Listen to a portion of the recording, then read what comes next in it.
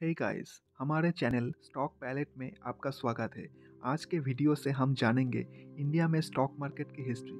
तो चलिए शुरू करते हैं। से 150 साल पहले करीबन 1850 में कुछ लोग बॉम्बे टाउन हॉल के पास एक बरगद के पेड़ यानी बनियान ट्री के नीचे बैठकर शिप्स और नाव के ऊपर पैसे लगाते थे जो कॉटन दूसरे देशों में ले जाता था।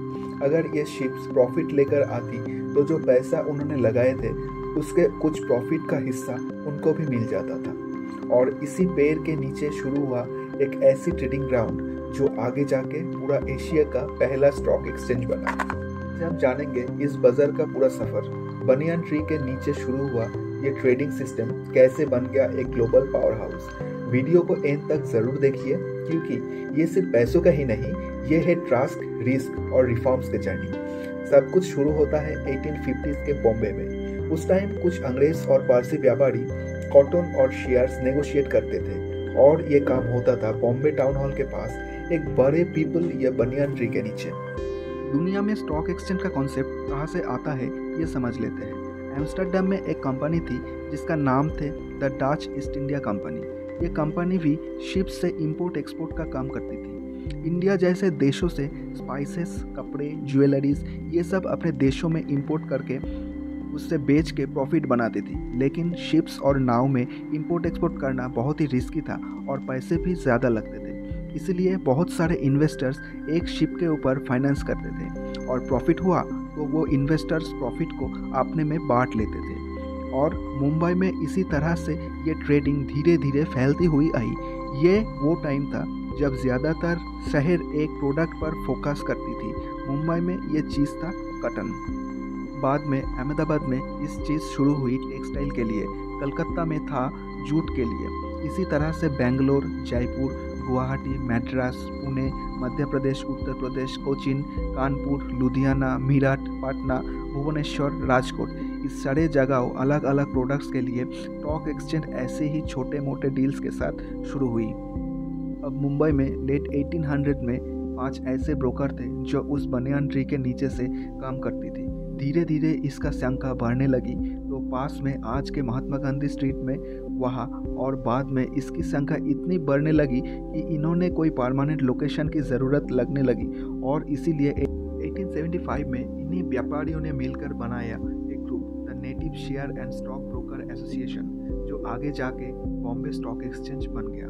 ये सिर्फ भारत का ही नहीं, एशिया का सबसे पुराना स्टॉक एक्सचेंज भी है। शुरुआती दिनों में ट्रेडिंग काफ़ी अनऑर्गेनाइज थी, ना प्रॉपर रूल्स थे ना रेगुलेशंस, सब कुछ मैनुअल था। लेकिन 1956 में बीएसई को गवर्नमेंट ऑफ इंडिया ने ऑफिशियली रिकॉग्नाइज किया under the securities contract regulating act. फिर आता है 1986 जब लॉन्च होता है सेंसेक्स, यानी बीएसई का टॉप 30 कंपनीज का इंडेक्स जो मार्केट का मूड बताता था। 1991 के लिबरलाइजेशन रिफॉर्म्स ने भारत का स्टॉक मार्केट को बदल के रख दिया। फॉरेन डायरेक्ट इन्वेस्टमेंट यानी एफडीआई आए, नए कंपनीज लिस्ट होने लगे और मार्केट में नए नए इन्वेस्टर की एंट्री हुई। लेकिन 1992 ने एक और बड़े ट्विस्ट ला दिए, हर्षद मेहता स्कैम। 4000 करोड़ का यह फाइनेंशियल स्कैम ने सिस्टम की कमजोरियां एक्सपोज कर दी। इसी के बाद 1992 में ही लॉन्च हुआ एक modern exchange, national stock exchange, जिसे हम एनएसई के नाम से भी जानते हैं, जो पूरी तरह से इलेक्ट्रॉनिक था। और इसी तरह से मैनुअल ट्रेडिंग का ज़माना गया और I technology driven stock trading. साल 2000 में बीएसई ने derivative trading, future contract in जैसे चीज़ भी शुरू की। साल 1995 के पहले बॉम्बे स्टॉक एक्सचेंज के अंदर रिंग में या वहाँ पर फिजिकली जाकर ट्रेडिंग करनी पड़ती थी। ब्रोकर आपस में मिलकर शेयर एक्सचेंज करते थे।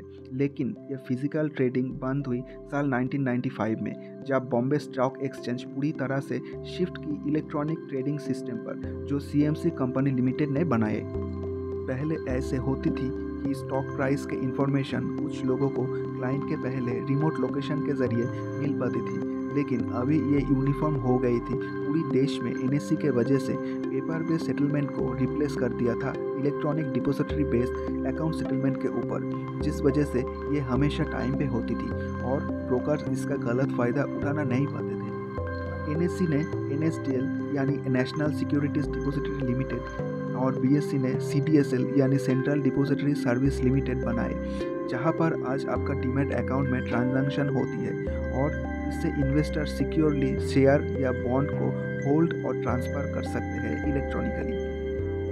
1992 के स्कैम के बाद सेबी यानी securities and exchange board of India को ज़्यादा पावर दी गई। सेबी ने मार्केट को रेगुलेट करने के लिए कुछ रिफॉर्म्स लाए, जैसे इनसाइडर ट्रेडिंग पर क्रैकडाउन, IPO प्रोसेस को ट्रांसपेरेंट बनाना, म्यूचुअल फंड और ब्रोकर के लिए स्ट्रिक्ट गाइडलाइन बनाई। आज सेबी ही है जो इंश्योर करता है हम इन्वेस्टर का पैसा सेफ है। आज के ज़माने में ट्रेडिंग काफ़ी सिंपल हो गया है। ज़ीरोधा, ड्रो, अपस्टॉक जैसे प्लेटफॉर्म ने हर किसी के हाथ में स्टॉक मार्केट ला दिया। अब इन्वेस्टर सिर्फ मुंबई, दिल्ली या कलकत्ता तक सीमित नहीं रही। इंडिया के Tier 2 और Tier 3 सिटीज़ से भी लोग स्टॉक मार्केट में इन्वेस्ट कर रहा है। डीमैट अकाउंट की संख्या दिन प्रतिदिन तेज़ी से बढ़ रहा है। अभी 2025 में इंडिया में डीमैट अकाउंट की संख्या ऑलमोस्ट 20 करोड़ हो चुका है और तो और डेली ट्रेडिंग वॉल्यूम भी लाखों करोड़ों में होता है। इंडियन स्टॉक मार्केट अब इमर्जिंग मार्केट में एक स्ट्रॉन्ग कंटेंडर बन चुका है। सेंसेक्स अभी 2025 में 80,000 के पार जा चुका है। निफ्टी भी ऑल टाइम हाई टच कर रहा है। लेकिन यह एक बात याद रखना बहुत ही ज़रूरी होता है, स्टॉक मार्केट गारंटेड रिटर्न्स नहीं देता। यह एक कैलकुलेटेड रिस्क है जहां नॉलेज, पेशेंस और स्ट्रेटेजी सबसे इम्पॉर्टेंट चीज़ होता है। अगर आप बिना समझे ट्रेडिंग करते हो तो ये मार्केट आपके पैसे ले भी सकता है। लेकिन अगर आप शेयर मार्केट में लिस्टेड कंपनीज का टेक्निकल एंड फंडामेंटल एनालिसिस करके मिड या फिर लॉन्ग टर्म के लिए इन्वेस्ट करते हो तो आपके प्रॉफिट के चांस बहुत ही बढ़ जाता है।